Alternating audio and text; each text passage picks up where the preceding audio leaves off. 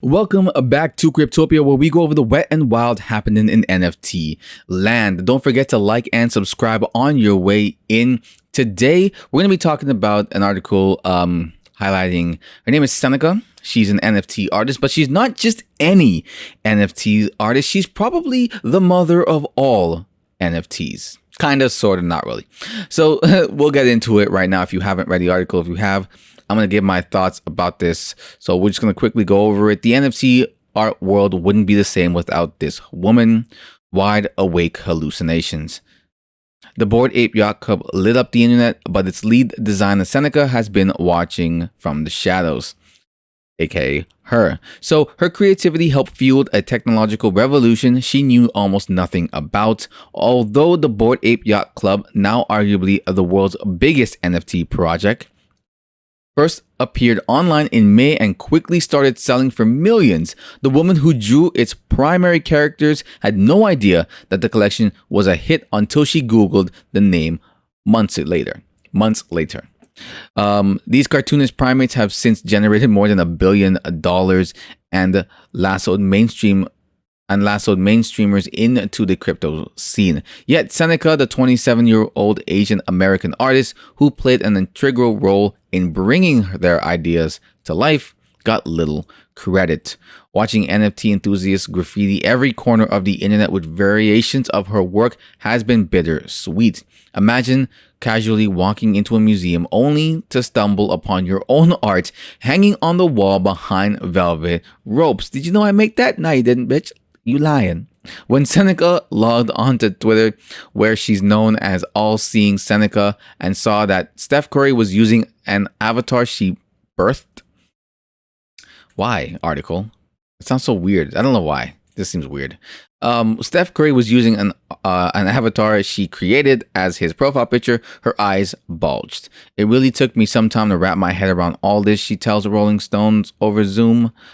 She's sitting cross-legged on the floor of her living room in her Manhattan apartment in front of a small gray couch, under which she somewhat haphazardly stores a stack of pastel paintings. I still am, and still quite surreal. It's still quite surreal. So, basically here, so she is the lead designer in terms of the BAYC work. She says here she didn't do all of it, but she did make the initial sketches. She didn't draw every hat, shirt, and ape herself, but she's responsible for much of the overall design. And not a ton of people know that. I didn't know that until I read this article a few days ago, and I kind of wanted to touch on it today. So she did get paid for her work ultimately, which, she didn't do it for free and absolutely gets nothing out of it. She did do it and get paid. She talks about still being hyped about the crypto space and everything, but she had no idea about it. And so had she known more about it, she might have asked for royalties in order to see some of that residual, and she would be filthy fucking rich right now. But she's not.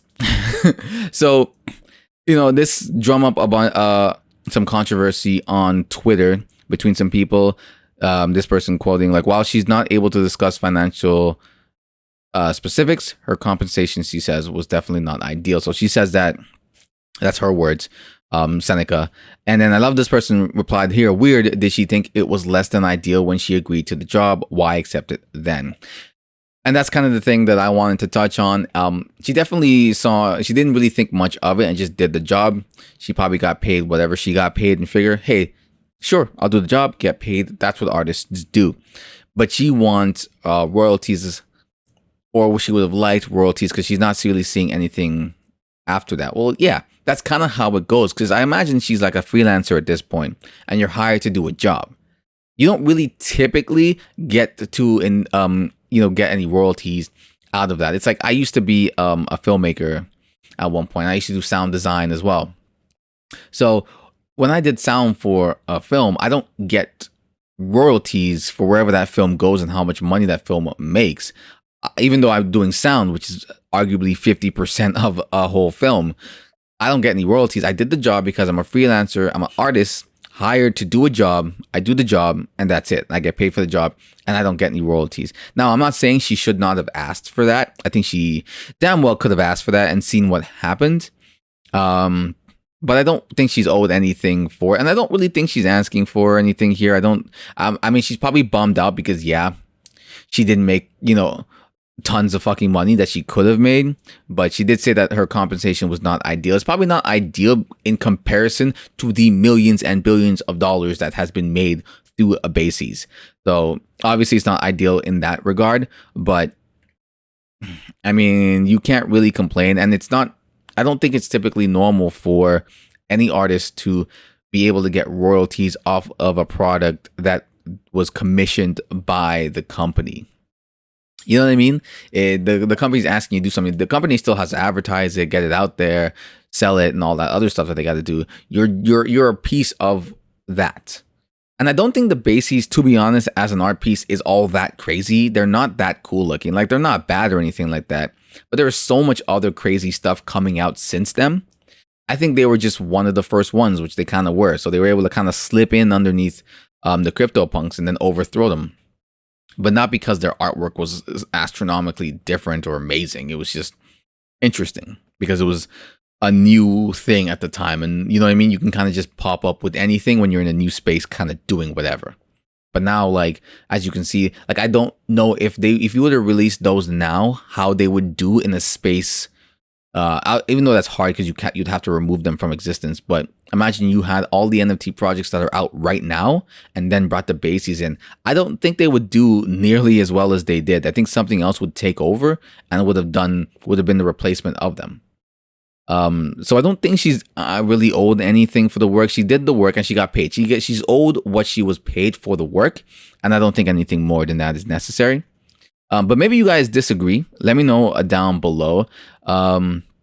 So you got this guy over here that says, so BAYC didn't give Seneca a royalty. You'd think they'd break her off a piece since they're worth billions. While she's not able to discuss financial specifics, her conversation wasn't. So they say they lose some respect from Yoga Labs, who are the people behind the BAYCs. And again, I don't think they're owed anything like that. I don't think she's owed anything like that. I get it, and I'd be pissed off as well as her. And I would probably say the same thing as her. I'm not saying what she's saying is not warranted. And I'm sure if she could go back and redo the deal, she'd try to get some royalties. But, you can't really. Lead artist of Bored Apes Yacht Club on getting paid. She's not able to. BAYCs had made over around 50 million on secondary sales. Is it just me, or shouldn't they give Crypto Seneca a couple million at least? No. They do not owe her that. And I think this guy kind of illustrates that. I get what you're saying, but no, she shouldn't. If you made the Amazon logo in 98, should you get a couple million now? No. She could have asked for royalties and sales, which would have been a large risk. She also has a pretty big following now, so it paid off in the other way.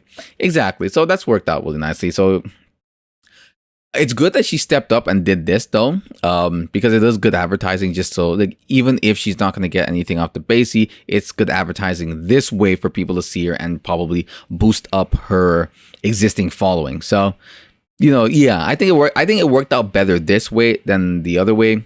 Because exactly, I don't think it would have happened. And he's right. I think that would be a bigger risk on her end to take that and possibly lose the job altogether. It was commissioned, so no. Yeah, if she believes she had something that big, she could do that. She could do the 10K NFT apes herself. Exactly. That's what. Yeah. So that's what I agree with that. And if you guys disagree, no problem. Let me know in the comments down below. I just wanted to make that video real quick because I saw this and I kind of wanted to talk about it. Going back to making some cool NFT videos or researching NFT videos for tomorrow. So that'll be nice because get back to really talking about NFT videos, whatever's cool, new, wet, and wild projects are coming out, because that's what I like to do. All right, guys, if you liked it, leave a like, comment, subscribe, and let me know what you think about this whole situation going on here. See you guys next time.